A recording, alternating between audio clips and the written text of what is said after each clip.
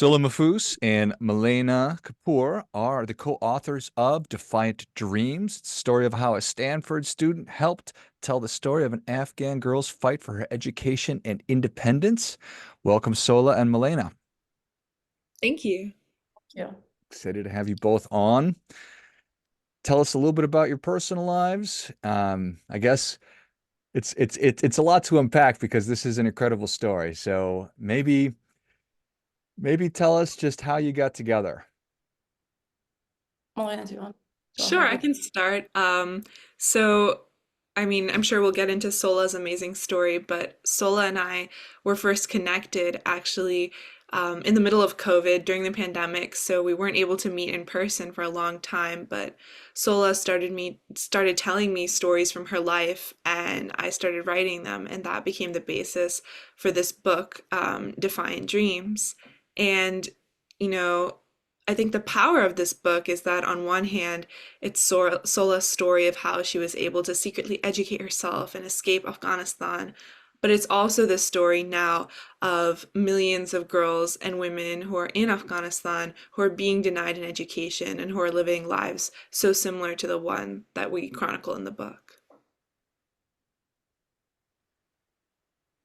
I can remember that was one of the really terrible. There are so many terrible things about the last 20 years with what was going on in Afghanistan from my perspective as an American, but certainly one of the most painful ones for me was learning about how what you just described, how women and girls were no longer going to be able to be to receive an education. So I know that that's certainly that information made its way to a lot of people in the United States.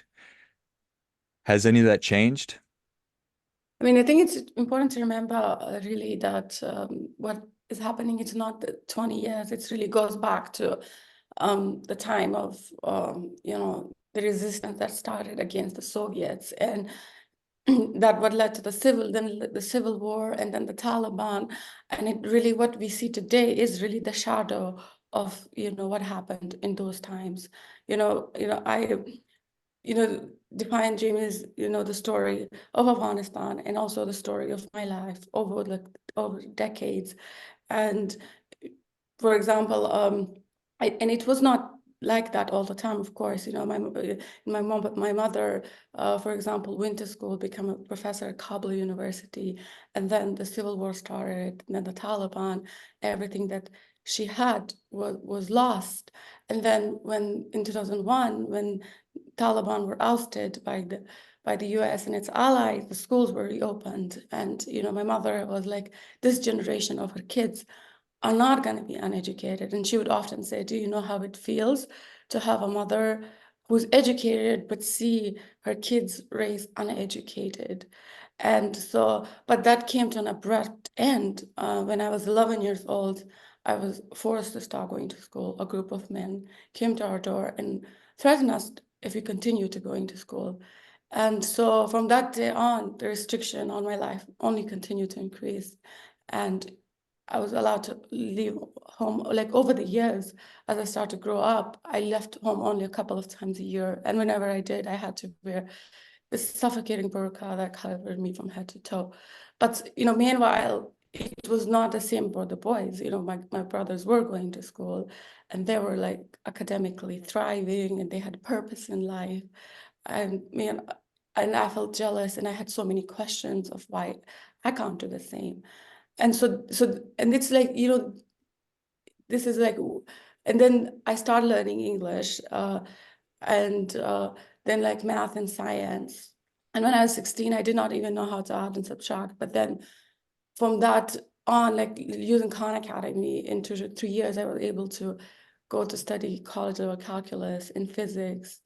And finally, there were many, many obstacles along the way, but I came to the US and Now I'm a quantum computing researcher at Tufts University. So I think this, in Defiant Dreams, is, even though it's my education story, but it's really a reflection of, what women goes through, even at the time when, the US was still there, when, there was still this perception, like, there are women rights, there's all those things. So if, one person can go through so much for just something really basic in those times, then we cannot even imagine what person can go through now when everything is just dark. So, I mean, it's terrible. It, Mhm. and really difficult for me to get my brain around that. Um, and for as a parent to think about it from your mom's perspective, she was a professor for goodness sakes, and then all of a sudden she's not. And not only that, but no information to learning or anything like that. And she has to watch her daughter only leave the house occasionally over the course of years. The presidents of the Taliban, obviously it's a group that is so impactful that they stop an entire society from educating women. How many people are we talking about? Are we talking about hundreds of thousands, tens of thousands, thousands? So there are millions of girls who are being denied an education right now in Afghanistan. And then of course there's so many more restrictions on women and girls. I think what's important to think about when we think about what happened in 2021 when the Taliban came back is that initially there were all these discussions, especially in the United States, about this idea that maybe this is a new Taliban, a Taliban 2.0 that is going to be more of a government that wants to integrate with the world order. But as soon as the world's attention turned away, it became clear that this was the same Taliban, a Taliban that banned girls' education after the sixth grade, a Taliban that banned women from going to work or from leaving the home without a male guardian. And what we've seen is in the last 2.5 years, the Taliban has instituted over 75 different edicts that are targeted directly at women and girls. And those are sweeping edicts like the ones banning school, but they're also these very specific bans that really eat away at the identity of women. Things like just a couple of weeks ago, the Taliban banned women from calling into television shows or radio shows. So now women's voices are gone from the airwaves.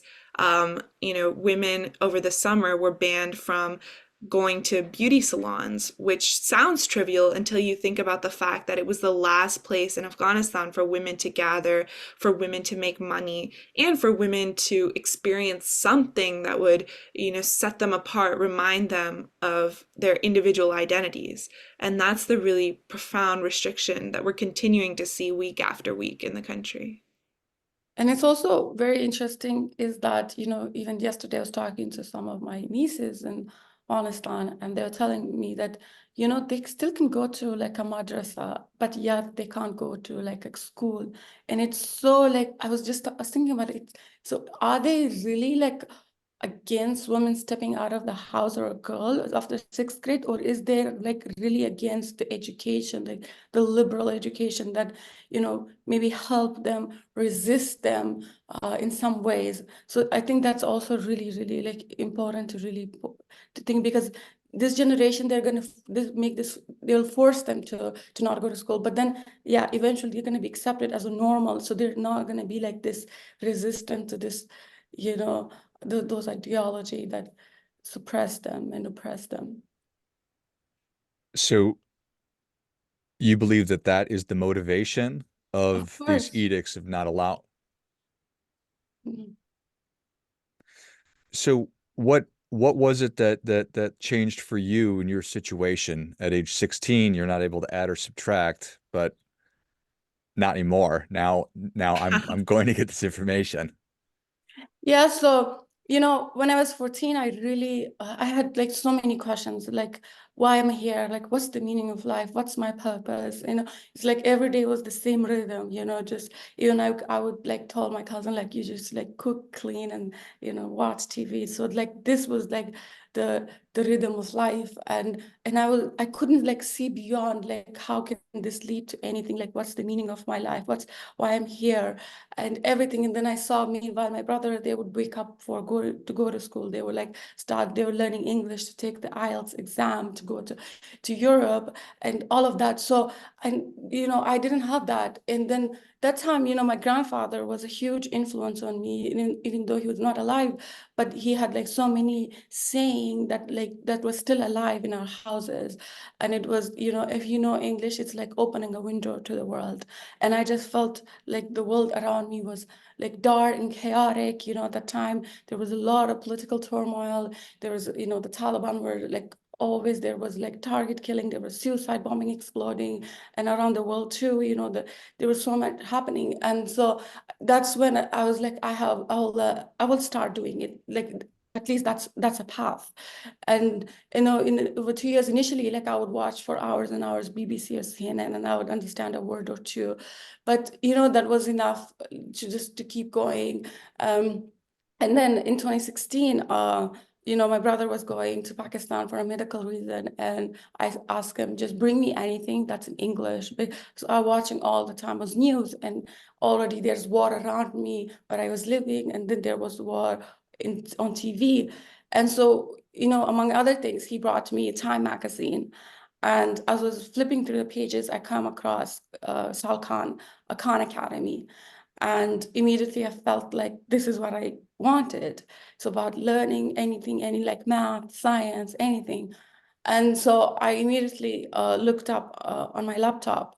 But when I looked up, it said, okay, there's the first advertisement of algebra, the beauty of algebra. And I overheard conversation from my brothers and male cousins, and how they would talk about math and how hard it was, and how like one equation, it would take pages and pages to solve it, and in the end you can just like one line of answer. And it was just so baffling to me. It's like, how can that be? And so, but I felt like, oh, this might not be for me because it's too hard. I don't know, like I know just the word algebra. I don't know what that means, what it is. And so, I felt disappointed because I was like, this might be too hard. But then after a few days, like curiosity took the better of me, and I asked my a younger brother. I was like, what it comes after addition and subtraction, because that's all I remembered knowing when I was in school. And he was like telling me, oh, it's fraction. And so I Google, not Google, like on Khan Academy, I searched, and there was fraction. And well, I had to go back to learn my addition subtraction more properly, but just, that's where I started. And I was just obsessed, I would like even when I was not doing math, I was thinking about math, and like waking up, sleeping, and so yeah, that's how it started. And in the book, we also write about just the incredible obstacles that Sola had to overcome to access that knowledge, even on the internet. So, I grew up in the US and I used Khan Academy, but of course, Sola's experience was so different. She had to use this extremely slow dial-up internet connection in the middle of the night because during the day she was required to cook and clean as a member of her family and as a daughter and a girl in her family. And even after she spent years going from not speaking English and not knowing how to add and subtract to being at this collegiate level, she still had to find a way out of the country. And that proved really to be one of the greatest obstacles because she had self-educated herself. There was no way for her to prove her education if she wanted to apply to colleges or try and get a visa. And so first she tried to go to the local Ministry of Education to get some sort of certification, but the officials there wouldn't even look her in the eyes because she was a woman, let alone give her the proper paperwork. And then she tried to take the GED, but that exam wasn't offered anywhere in Afghanistan or anywhere in neighboring countries. And so the SAT, the exam that so many of us here in the US take for college, really became her only chance at a way out. And so in the book, we write about how the SAT was only offered in Pakistan. And so Sola had to cross one of the most dangerous borders in the world in order to get into Pakistan, a border where people are often beaten with electric cables, where men and women are separated, where you need to take multiple vehicles just to get across. And then she managed to get the last testing slot in Karachi, Pakistan, to take the SAT. And that was just the first step, on her journey to get out. Your Were your parents supportive, supportive of you learning on online, or was it in secret? No, it can't be secret for them because without their support, I would never be able to do that because you still have to like internet, you know, you have to get internet. There's so many, even you're learning from home, you still need a lot of things. And so, yeah, my younger brother, especially, and my mother, for example, and, you know, this was like a safe space. So that, you know, Yeah, made it but you easier for them to support. Yeah. What know, what what would have happened if somebody had found out? I mean, well, other girls and women at the time were really being targeted, right? yeah, I mean, when I was going to school, there was another girl with us, and she like before 3 days, they not sorry, not 3 days, but just for a few days, you know, there was someone following her, and then we did not know, but she had to stop, and then we didn't see her again. So yeah, I mean, I think what's important is like when Taliban were also in 2001, and then they start making like this very strong comeback in 2005. And now that I read history, really, they created a education ministry, which really was about disrupting education, about like disrupting girls' education, of like targeting teachers who were teaching female students, schools, parent, like father, and like girls. So I think there was like this united effort to really like yeah, disrupt girls' education back then. I remember being nervous when I sat and took the SAT, but you you have to cross one of the most dangerous borders in the world. You have to, I can't even imagine the steps that it actually took to get there. You get the last seat, you sit down, and you're like, oh my goodness, I am freaking out right now. Or were you just like, okay, I'm gonna nail this? No, I think for me it really was, I never thought I will become to that point that, you know, like here I'm sitting, here I'm taking the test. And this is like this next step of, you know, like that world that I wanted to live in will become a reality. And so I, even though like each step was this in the dark that I was taking in the dark, I did not know what will be at the end of it. But I was just like keep taking those steps because I was like, if I give up on any of, I knew it's not going to be easy. I knew that from the beginning. I knew it's not going to be easy, but but that became the purpose and the meaning of my life, and it's just like what shaped me, like this, like the determination, really, just to wake up every morning and do it, and I yeah. So I think that, and I was like, if I give up on this, what I will be able to stand up for. So yeah, like I still can't understand the mindset of myself at that time because, you know, now I think, oh, you know, I think about hardness or this and that, but then I was just like, you know, like, okay, I'm gonna run through this even if I fall. Okay, I fall. So Yeah, I think it's obviously amazing. You mentioned when you were younger, 14 or so, or 15 or 16, and you're making the decision to start doing this, and you're like, oh, is this for me? And Mhm. then at each step, it became your life's purpose, and moving into the darkness and each step into the unknown. And we can all have experienced how scary that is, but yours on a different level. Um, and we all struggle with self-doubt and uncertainty and, and then we can be lazy or we can procrastinate on things. How do you do that now? You're living in the United States. Do you still? Yeah, I think a lot of the time, yes, I do feel there's times like, oh, you know, like there, of course, I think that the self-doubt comes, you know, am I doing the right thing or will I be able to do this thing? But a lot of the time, actually, I go back to my that self who would like, you know, I would go to my brother's library and I would pick up a book and like in the first days when I started learning English, and I would like this one book that I remember, and I just like looking at it, and like I could only understand like the ABC of like just like the written, and this whole thing I understood nothing. And like in that time, I thought, I was like, will there be one day that I will be able to understand this thing? So I think going from that to not knowing anything and yet still like keep doing it, I'm able, so I'm like, okay, if I can come from that, it's not that I always feel like, oh, I will succeed in what I was like, okay, I will just do the part of today, and then see what happens. So that's how I see. Appreciate that. So when y'all decided to write this book, how was that process? Like the actual writing process and sharing ideas? Yeah, I think we were very fortunate in that we started out on this book project and we didn't even know each other. We were introduced by a mutual friend. But really, Sola was telling me the stories of her entire life, and that's not something that can happen in a vacuum. And so I also told her about my life, and we really were fortunate to develop this incredibly close friendship as a result of that.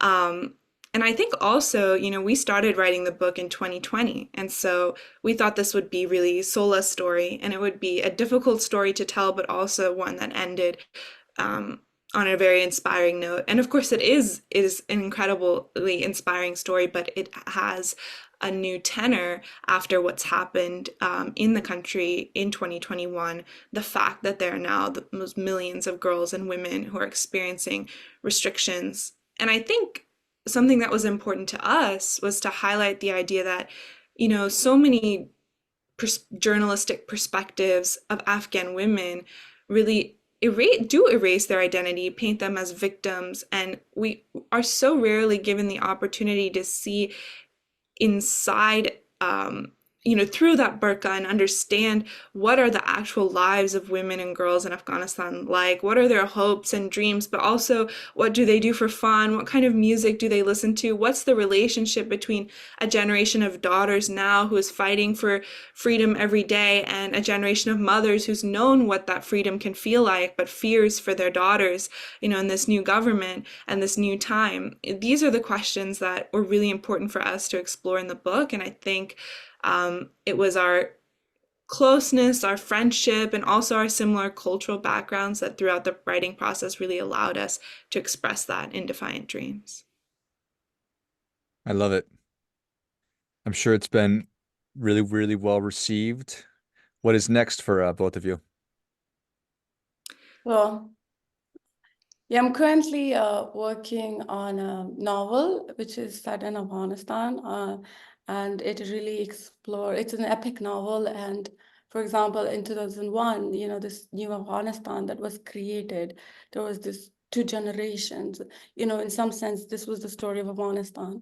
There were people who got globally connected, educated, like me, my brother, and many, many like that. But then there were also generation who become radicalized and who were the people who were on the streets, the suicide bombers, the attacker on the school, the threat, the people who were threatening, who were going to go to school, and how the dynamics of those two generations were shaping and reshaping Afghanistan.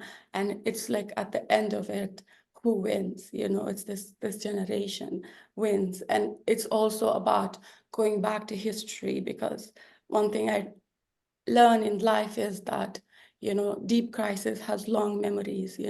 Our present is not just randomly it emerges. It really goes, it's been shaped by the past. So really kind of understanding Afghanistan, like in the context of the whole world, politics, and also in the history of not just from 2001, but going back to even the 1950s and see how it has been shaped. So that's one thing I'm working on. I love it. And I would say Sola and I are also in this next phase of the book really thinking about continuing to advocate for awareness around this issue. So it's Women's History Month right now, and we're working on campaigns to highlight the stories of Afghan women, but also build curriculum that teachers can use in their classrooms to really educate young people in the United States about what's happening. So that's always top of mind for us. And then for me, I'm a junior at Stanford, so finishing my education. I was just saying it's finals week right now, so working through that. But I'm also starting a thesis that's really exploring questions that came up for me in the process of writing this book, which is how do governments use the repression of women in order to consolidate state control? And why is it that there are so many dictatorships in the world that oppress women and girls so that they can obtain power? And how does that repression end up coercing men and transforming societies? I think that's a really fundamental question, and searching for answers could illuminate a lot about what's happened in Afghanistan, what's happening in Afghanistan, but also what's happening in the region and the world. I love it. Well, Sola and Malaina, thank you so much for coming on. Where can people learn more about you, and where can they get their copy of Defiant Dreams? Thank you for having us. People can buy Defiant Dreams on Amazon or anywhere books are sold, or go to defiantdreams.com. And for me personally, I'm at Malaina Kapoor on Twitter and Instagram. And Yeah, also we have started this campaign called hashtag My Defiant Dream, and it is about a person who can post his or his her defiant dream, but also what's the defiant dreams for Afghanistan and for the girls in Afghanistan, and how they can support it. Because one thing that when you talk to Afghan women and girls in Afghanistan, they will tell you, just don't look away from our story, just don't normalize what's happening there. So something, yeah, to hash the tweeting or like on Instagram posting, I think that will also help. Excellent. Well, if you enjoyed this as much as I did, show Sola and Malaina your appreciation. Share today's show with a friend who also appreciates good ideas. Get your copy of Defiant Dreams wherever you buy your books, and certainly Amazon. You can go to defiantdreams.com to check out a little bit more about it. Find Malaina on Instagram and Twitter. I'll link those in the notes, and use the hashtag MyDefiantDream and start building on the conversation. Thanks, kid. Sola and Malaina. thank you. Till next time, remember, do your part by doing your best.